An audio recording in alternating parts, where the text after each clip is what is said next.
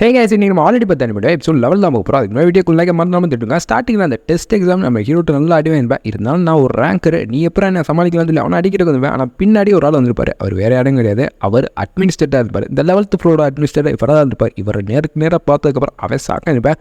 நீங்கள் எப்படி சார் இருக்கீங்க அப்படின்னு சொல்ல, நீ பண்ண வேலைக்கான்னு தானே வந்துப்பேன். இதை பண்ண சொல்லி யார் ஒன்று அனுப்புறது? அந்த ஒலிம்பஸா, அந்த ஒலிம்பஸில் இருக்க ஜூஸான்னு சொல்லி இவருன்னு கேட்டுருப்பாரு. ஆனால் அவன் பதில் சொல்கிற மாதிரி கேட்டுக்க மாட்டேன். அந்த ஜூஸால் அந்த ஜூஸோட ஒய்ஃபான்னு சொல்லி இவர் கேள்வி மேலே கேட்டுருப்பாரு.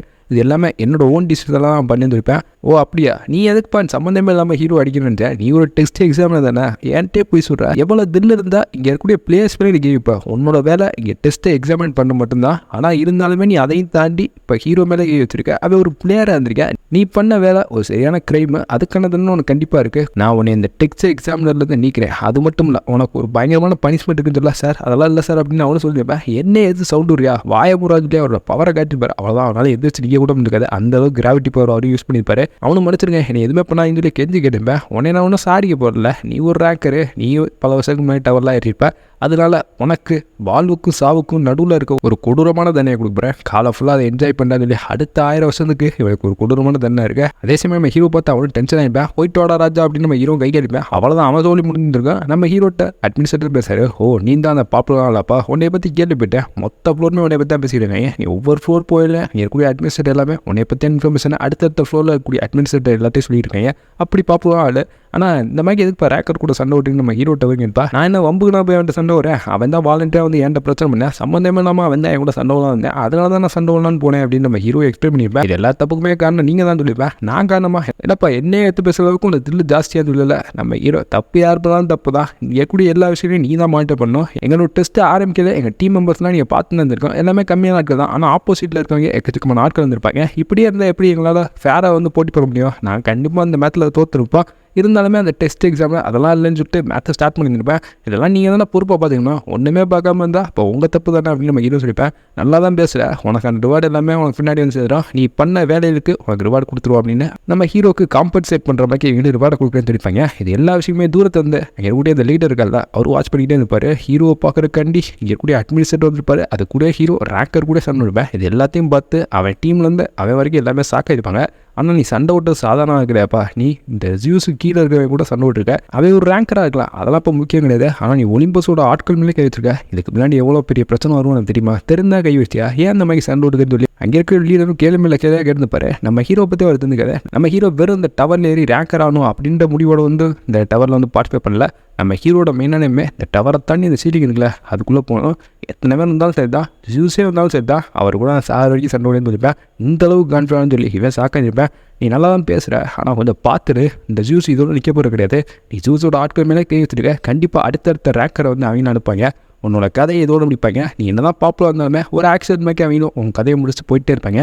பார்த்துருந்துங்கன்னு சொல்லி இங்கே இருக்குன்னு சொல்லிட்டு கிளம்பிப்பேன். நீ எங்கடா போகிறேன்னு சொல்லி நம்ம ஹீரோ கேட்டால் இவனுக்கு ஒரு கிராண்ட் காம்படிஷன் இருந்திருக்கும். இந்த 10th ஃப்ளோரோட சென்டரில் ஒரு பெரிய கில்டு இருந்திருப்பாங்க. நம்ம ஹீரோ வந்து ஹெவன்லி டீமன் அந்த ஸ்பிரிட்டை அப்டேட் பண்ணிப்பால அந்த கில்டுக்காரங்க இல்லை, அதை தாண்டி ஒரு மிகப்பெரிய கில்டு இருந்திருப்பாங்க. அவங்க ஒரு கிராண்ட் காம்படிஷன் நடத்த போகிறாங்க. அதில் பார்ட்டிசிபேட் பண்ணுறது தான் இவனு கிடைப்பேன். நம்ம ஹீரோ அங்கே வந்து பயமாக இருக்காது. அவனை பார்த்துப்பேன். பரவாயில்ல, நான் சொன்ன பேச்சை கேட்டு இங்கே அமைதியாக வந்து போகலன்னு சொல்லி நம்ம ஹீரோ இவன்ட்ட ஃப்ளாக் கொடுத்துருப்பேன். நம்ம ஹீரோ பாராட்டுவாரான்னு சொல்லி அவனும் ஆர்வத்தோட பார்த்து நிற்பேன். ஆனால் நம்ம ஹீரோ மனசுக்குள்ளே பரவாயில்லப்பா கொஞ்சம் நேரம் தாக்கு தெரியாது அந்த ஃப்ளாகை மட்டும் இவனை கொடுப்பேன். இவன் ஃப்ளாக் கொடுத்தா அந்த ஃப்ளாக் எல்லாமே டபுள் ஆயிரும். இவனுக்கு எக்கச்சக்கமான கான்ட்ரிபியூஷன் பாயிண்ட்லாம் இருந்திருக்கும். இவன் ரொம்ப சந்தோஷப்பட்டுப்பேன். பல நாட்கள் அந்த ஃப்ளோரை கிளியர் பண்ண முடியாமல் தெரிவிப்பேன். நம்ம ஹீரோவால் ஒரு வழியாக கடைசியாக இவனும் கிளியர் பண்ணிப்பேன். நம்ம ஹீரோ அடுத்தடுத்த ஃப்ளோருக்கு போகலாம். இவனும் நெக்ஸ்ட் 11th ஃப்ளோரை தாண்டி 12th ஃப்ளோர் இல்லை அதுக்கும் வந்து நிற்பேன். 12th ஃப்ளோரில் அவனுக்கு எக்கச்சக்கமான பாயிண்ட்ஸ்லாம் இருக்கும். அதை யூஸ் பண்ணி நிற்பேன். அது கூட யாரெல்லாம் ரேங்க் லிஸ்ட்டில் இருக்காங்க அப்படின்ற எல்லா லிஸ்ட்டுமே இவனுக்கு செக் பண்ணி நிற்பேன். இந்த இடத்துல நம்ம கேப்டன் இருக்கால அது ஜியூஸோட பையன் அவன் பார்த்தீங்கன்னா மின்னல் விதத்தில் அவனோட பவர் நல்லா இம்ப்ரூவ் பண்ணிப்பேன். நம்மளுக்கு கூட அவனோட டீம்மேட்ஸ் இருக்காங்க எல்லா விதத்து கூட சேர்ந்து தான் பண்ணால் அவன் டவரில் ஏறிக்கிட்டு இருப்பேன். அவனோட பவர் பயங்கரமாக இம்ப்ரூவ் ஆகிருக்கும். அவன் இப்போ கிட்டத்தட்ட ரேங்க் 8ல் இருப்பேன் அந்த நேம் போர்டில். நம்ம ஹீரோ அவனோட கம்மியாக தான் இருப்பேன். நம்ம ஹீரோ இன்னுமே ஃப்ளோர் ஏறாமல் தான் இருப்பேன். அவன் அதுக்கு முன்னாடி பின்னா நிறைய ஃப்ளோர் ஏறிப்பேன். நமக்கு பரவாயில்ல, பையன் நல்லா தான் ஸ்பீடாக இம்ப்ரூவ் ஆகிட்டு இருக்கேன். லாஸ்ட் டைம் அவனை பார்த்துருக்கோம், இப்போயும் அவனோட பவர் நல்லா இம்ப்ரூவ் ஆகிருக்கு. பாஸ்ட் லைஃப்பில் நம்ம ஹீரோவை பார்த்துருப்பேன். அப்போல்லாம் அவனுக்கு அவ்வளோ சீனே இருந்திருக்காது. நம்ம ஹீரோவை பார்த்ததுக்கு தான் இவன் மின்னல் விதத்தில் அவனோட பவர் இம்ப்ரூவ் பண்ணியிருப்பேன். நம்ம ஹீரோக்கு ஒரு நல்ல நல்ல நண்பனாக இருந்திருப்பேன். இப்போ தான் அந்த 10th ஃப்ளோரில் இந்த விஷயங்கள் எல்லாமே தெரியாது இருக்கும். இந்த 10th ஃப்ளோர் பெரிய கில்டு சொல்லல, அவங்க ஒரு கில்டு பேர் நாங்கூங் ஃபேமிலி. பேரே கொஞ்சம் வித்தியாசமாக இருக்கும், நொங்கு நங்குன்னு வச்சுக்கிட்டு இருப்பாங்க. ஓகே இருக்கட்டும், இவங்க தான் இந்த மெயினான அந்த கிராண்ட் காம்படிஷன் இருக்குல்ல, அதை நடத்த போகிறாங்க. இவங்க பல ரேங்கர்ஸை ப்ரொடியூஸ் பண்ணுவாங்க. அப்படிப்பட்ட பவர்ஃபுல்லான கிட்ட தான் இவங்க இருந்திருப்பாங்க. இந்த ஹெட் இருக்கார்ல, இந்த ஹெட்டுக்கு அங்கே இருக்கக்கூடிய செர்வெண்ட் நம்ம ஹீரோ பற்றின டீட்டெயில்ஸ் எல்லாத்தையும் சொல்லியிருப்பேன். அவன் ஒரு ரேங்கர் கூட சண்டை விட்டுப்பேன். நம்ம ஃப்ளோர் முடிச்சுட்டு நெக்ஸ்ட் ஃப்ளோர் போயிட தான் இந்த மாதிரி சம்பவம் எல்லாமே நடந்துச்சு. அதை ஒரு டெஸ்ட் எக்ஸாம்பிள் கூட தான் சண்டை விடுங்க. அவன் ஒன்றாவது ரேங்கராதுங்க, அவனை அனுப்புறது அந்த ஜூட்டோட ஆட்கள் சொல்லி எல்லா விஷயத்தையும் இவனு புட்டு வச்சுருப்பேன். இதை கேட்டால் இருக்கக்கூடிய ஹெட்டோ பரவாயில்ல, பையன் ரொம்ப டேலண்டாக இருக்கேன், இந்த மாதிரி ஆட்கள் தான் நமக்கு தேவை. ஆனால் அவன் நம்ம இல்லாவது சேர மாட்டேன். ஆனால் கிராண்ட் காம்படிஷன் வரல, பார்ப்போம் அவன் இதில் வந்து சேர்றானா இல்லையா, பார்ட்டிசிபேட் பண்ணானா இல்லையான்னு சொல்லி ஒரு வெயிட் பண்ணி இருப்பார். கிராண்ட் காம்படிஷன் நடந்திருக்கும். நம்ம ஹீரோ அதுக்கு முன்னாடி 19th ஃப்ளோர் இருக்குல்ல, அதில் போய் ஒரு டாஸ்க் முடிச்சுட்டு இருப்பேன். இதுதான் 19th ஃப்ளோர் முடிச்சுட்டு 20th ஃப்ளோர் போகிறதுக்கான டாஸ்க்காக இருக்கும். நம்ம ஹீரோ அந்த காம்படிஷன் பற்றி கேள்விப்பட்டிருப்பேன். இருந்தாலுமே அதில் பார்ட்டிசிபேட் பண்ணாமல் இங்கே 19th ஃப்ளோர் ஏறக்கணும் தான் ஒன்று இருப்பேன். அங்கே நிறைய டார்கெட்ஸை அடிச்சுருப்பேன். ஆர்ச்சரி பண்ணல ஒரு டார்கெட் வச்சுருப்பாங்க. அந்த டார்கெட் எல்லாத்தையும் நம்ம ஹீரோ அடிச்சிருப்பேன். அது கிட்டத்தட்ட 100 அடிச்சா போதும், நம்ம ஹீரோ அதுக்கு மேலே அடிச்சிருப்பேன். ஹீரோட ரெக்கார்டை பார்த்து அங்கே இருக்க வேணாமல் ஷாக்காக இருந்திருப்பாங்க. யாருப்பா அவன் இந்த அளவுக்கு பார்த்தீங்கன்னா பயங்கரமாக முன்ன லெவலில் அடிச்சுக்கிட்டு சொல்லி நம்ம ஹீரோ சக்ஸஸ்ஃபுல்லாக 19th ஃப்ளோரை டாஸ்க் பண்ணிப்பேன். இது ரொம்ப சிம்பிளாக இருக்குன்னு சொல்லி நம்ம ஹீரோ நெக்ஸ்ட் 20th ஃப்ளோர் போகலாம். அந்த 20th ஃப்ளோர் போகிறது ரொம்ப சிக்கலாக இருந்திருக்கும். ஏன்னா அந்த 20th ஃப்ளோர் இது வரைக்குமே வந்த மாதிரி சாதாரண ஃப்ளோர் கிடையாது, அது ரொம்ப கொடூரமாக இருக்கும். டாஸ்க் எல்லாமே டிஃபிகல்ட்டி லெவலில் இருந்திருக்கும். நம்ம ஹீரோவை பற்றி எல்லாத்தையும் கேள்விப்படுவேன். ஆல்ரெடி பாஸ்ட் லைஃப்லேயே பார்த்தீங்கன்னா அதில் கொஞ்சம் தனிங்கிட்டு இருப்பேன். அதனால் இப்போதைக்கு நம்ம அந்த லெவலுக்கு போவேன்னா நம்ம கொஞ்சம் பவரை இம்ப்ரூவ் அதுக்கப்புறம் அந்த 20th ஃப்ளோர் போகலான்னு சொல்லி இப்போதைக்கு நம்ம ஹீரோ ஃப்ளோரில் ஏறாமல் கொஞ்சம் ரெஸ்ட் விட்டுருப்பேன். இவன் இவனோட மேஜிக் பவரை இம்ப்ரூவ் பண்ணலாம் ட்ரீட் பண்ணியிருப்பேன். ஆல்ரெடி எல்லா ஸ்கில்லுமே தேவையான அளவுக்கு கொஞ்சம் இருக்கும். ஆனால் மேஜிக் ஸ்கில் இருக்குல்ல, அது மட்டும் தான் கொஞ்சம் கம்மியாக இருந்த மாதிரி இருக்கும். ஓகே, அதை இம்ப்ரூவ் பண்ணலாம்னு சொல்லி மேஜிக் ஸ்கில் இருக்குல்ல, அதை இம்ப்ரூவ் பண்ணுறதுக்கு என்ன வழின்னு பார்த்துருப்பேன். ஒரு எலிக்சர் பால் இருந்துச்சுன்னா இவனோட மேஜிக் ஸ்கில் நல்லா கிடுக்கிட்டு டக்குன்னு ஏறிடும். அந்த எலிக்ஸரை அப்டேட் பண்ணால் வேறு வழியே இல்லை. அந்த 10th ஃப்ளோரில் ஒரு காம்படிஷன் வைக்கப்பாங்களே, அந்த கிராண்ட் காம்படிஷன், அதில் பார்ட்டிசிபேட் பண்ணுறவங்களுக்கு அந்த எலிக்ஸரை கொடுப்பாங்க.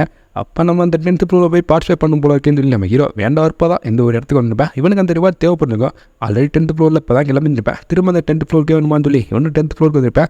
ஹீரோ ரிஜிஸ்டர் பண்ண போகிறேன் அப்படின்ற விஷயம் ஊர் ஃபுல்லாக தெரிஞ்சிருக்கும். இங்கே பல பேர் இதில் பார்ட்டிசிபேட் பண்ணுறதுக்காக வெயிட் பண்ணிட்டு இருப்பாங்க. இங்கே நம்ம கேப்டன் இருக்கால, அவரும் இதில் தான் பார்ட்டிசிபேட் பண்ண போகிறார். இதை பற்றி எல்லாமே ஊரில் இருக்க மக்கள் தான் பேசிக்கிட்டு இருப்பாங்க. ஹீரோ வரப்போகிறான்ப்பா அப்படின்னு சொல்லி ஊர் ஃபுல்லாக அந்த நியூஸ் பரவி இருக்கும். அவ்வளோதான், ஹீரோ வரப்போகிறான்னு சொல்லி இங்கே இருக்க எல்லாமே சாக்கிருப்பாங்க. ஏன்னா ஹீரோ பற்றியான விஷயங்கள் எல்லாமே எனக்கு தெரிஞ்சிருக்கும். 10th ஃப்ளோரில் தான் அவன் போயிருந்திருப்பேன். அதனால் ஊர் ஃபுல்லாக அவனை பற்றி விஷயங்கள் எல்லாமே தெரிஞ்சிருக்கும். அவன் வர்றான்னா கண்டிப்பாக காம்படிஷன் கொடூரமாக இருக்கும் போது அதை வர்றதை கேட்டு அப்படின்னா பல கில்டு அவனை அப்ரோச் பண்ணக்காண்டி இருப்பாங்க. ஆனால் அவன் தான் யாரையுமே கூட சேர்த்துக்க மாட்டேன், டீம்மேட்ஸே சேர்த்துக்க மாட்டேன், கில்லேருந்து ஆட்கள் வந்தாலும் அவங்களையுமே கூட சேர்த்துக்க மாட்டேன். அவன் தனியாக தான் டவர் ஏறணும்னு ஆசைப்பட்டுக்கிட்டு இருக்கேன். அவன் எப்படி இந்த காம்படிஷன் வருவேன்? இந்த காம்படிஷன் அவனுக்கு என்ன கிடைக்க போகுது? கில்டுலேருந்து ரெக்ரூட் பண்ணால் அதுலேருந்து சேர மாட்டேன். ஒருவேளை இந்த ரிவார்ட் காண்டி வரானா, அப்படி ரிவார்ட் காண்டி வரானா அவனை தப்பாக அந்த ரிவார்டு எழுதி வச்சுக்கோங்கன்னு சொல்லி ஊர் மக்கள் எல்லாமே பேசுவாங்க. அதே மாதிரி நம்ம ஹீரோ அப்ரோச் பண்ணி நிறைய கிட்டு கடைக்கு வந்திருப்பாங்க. நம்ம ஹீரோ எல்லாத்துக்குமே மூஞ்சி வச்சுப்பாங்க, போங்கடான்னு சொல்லி இருப்பேன். அப்புறம் தான் கடைசியாக இன்னொரு பெரிய கில் இருப்பாங்க. அவர் வந்து நம்ம ஹீரோட்ட பேசுறாரு. நம்ம ஹீரோ டைமில் போடான்னு இருப்பேன். அவர் சாக்க இருப்பார். இப்போ தான் இன்னொருத்தர் இருப்பேன், அவனோட பேர் சூரியல் அப்படின்றது. எப்படி நீ என்ன ரிஜெக்ட் பண்ணியும் தெரியும், இருந்தாலுமே எங்கள் கில்ல உனக்காண்டி ஒரு இடம் இருக்குப்பான்னு சொல்லி நெஞ்சு டச் பண்ணுற மாதிரி இவனு பேசிக்கிருப்பேன். நம்ம ஹீரோ போடான்னு அவனை சொல்ல வந்திருப்பேன். இருப்பா தம்பி, நீ சொல்லேன்னு எனக்கு தெரியும், இந்த என்னோட காண்டாக்ட் நம்பர் சொல்லி ஒரு கார்டை கொடுத்துருப்பேன். நீ கார்டை கொடுத்தா தானே உன்னை முதல் ரிஜெக்ட் பண்ணேன், போடான்னு சொல்லி இருக்கல. அப்போ நான் வந்து ரிஜெக்ட் பண்ண மாட்டேன்னு சொல்லி நம்ம கேப்டன் இருக்கல ஜூஸோட பையன், அதை வந்து அந்த கார்டை பிடிக்கிருப்பேன். நீ நான் வெளியே போடாது இருப்பேன். என்னடா அப்படி பொசுக்கு ரசிக்கப்பட்டுட்டேன், உண்மையிலேவா என்ன போக சொல்ல ஆமடா போடாது இல்லை, அவனு வருத்தப்படுப்பேன். அதை சும்மா சொன்னேன் வாடான்னு சொல்லி இவனு அவனை கூட்டிகிட்டு போயிருப்பேன். டோரை நல்லா இழுத்து சாத்திருப்பேன். இவங்க இதை பார்த்து சங்கட்டப்பட்டு இருப்பாங்க. என்னப்பா நம்ம மூஞ்சி முன்னாடி இப்படி சாத்தினு சொல்லி அவங்களும் வருத்தப்பட்டு கிளம்பியிருப்பாங்க. நம்ம ஹீரோ அவனு பார்க்குறேன், என்னடா இடமே பிரம்மாண்டமாக இருக்குது, இதுக்கு நிறைய பாயிண்ட்ஸ்லாம் செலவாயிருக்குமே, எப்படி இவ்வளோ பாயிண்ட்ஸ்லாம் உனக்கு கண்டிப்பாக உனக்கு கிடைக்கும், நீ பல லெவல் பின்னா போயிட்டுப்ப, உனக்கு நிறைய காசுலாம் இருக்குன்னு சொல்லி அவனும் பார்த்துப்பேன். நம்ம ஹீரோ லெவலை பற்றி பேச மாட்டோம், லெவலை மட்டும் சொல்லியிருக்கவே மாட்டேன். உன்னை பற்றி கேள்விப்பட்டனால தான் உன்னை பார்க்கக்காண்டி வந்தேன். நீ பெரிய ஆட்கள் மேலே கை வச்சுக்கிட்டு ஒலிம்பஸ் மேலே கை வச்சுட்டு அவ்வளோதான். ஜூஸோட ஆட்கள் கீழே கை வைக்கிறது ஜூஸ் மேலே கை வைக்க சமம். நீ எவ்வளோ பெரிய பிரச்சனை எடுத்துக்க தெரியுமான்னு சொல்ல, நீ என்ன ஜூஸ் பையனை பேசுறக்காண்டி வந்திருக்கேன் அவனுக்கு இருந்தேன். அப்படிலாம் இல்லை, உனக்குமே நான் சப்போர்ட் பண்ணல, பொதுவாக நான் பேசுகிறேன். நீ எதுக்காக சண்டை வரேன் எனக்கு சுத்தமாக புரியல. நீ ஆனால் ஜூஸ் மேலே கை வச்சிட்டா, ஜூஸுக்கு இந்த விஷயம் தெரிஞ்சால் என்ன தெரியுமான்னு சொல்ல. ஆமாம், ஜூஸ் எங்கே நம்ம ஹீரோ ஜூஸ் 100வது ஃப்ளோர் இருக்குல்ல, அதில் தான் பார்ட்டிசிபேட் பண்ணக்காண்டி கிளம்பிருப்பாரு. அதில் எதுக்கு ஒரு சண்டை வரக்காண்டி கிளம்புறான்னு சொல்லி நம்ம ஹீரோ புரிஞ்சுக்காது. அந்த 100வது ஃப்ளோரில் இது வரைக்கும் யாருமே பார்ட்டிசிபேட் பண்ண கிடையாது. அந்த அளவுக்கு என்ன அது ரொம்ப டஃப் லெவல் ஹையஸ்ட்டாக இருந்திருக்கும். அந்த 100வது ஃப்ளோருக்கு அப்புறம் தான் சீலிங்கே இருந்திருக்கும். நம்ம ஹீரோக்கு இதை பற்றியான விஷயங்கள் எல்லாமே தெரிஞ்சிருக்கும். ஓகே, அவர் ஆரம்பிச்சிட்டார் ஒர்க்குன்னு சொல்லி நம்ம ஹீரோ நோட்டீஸ் பண்ணிப்பேன். அதே சமயம் நம்ம ஹீரோ எதுக்காக ஒலிம்பஸ் ஃபேமிலி டேரெக்டாக டார்கெட் பண்ணியிருப்பாங்கன்னா, இங்கே ஒரு பெருசு இருப்பார்ல, அந்த பெருசு ஒரு துரோகியாக இருந்திருப்பார். அந்த பெருசை நம்ம ஹீரோ காப்பாற்றிருப்பேன். அதனால தான் அவங்க டென்ஷன் ஆகிருப்பாங்க.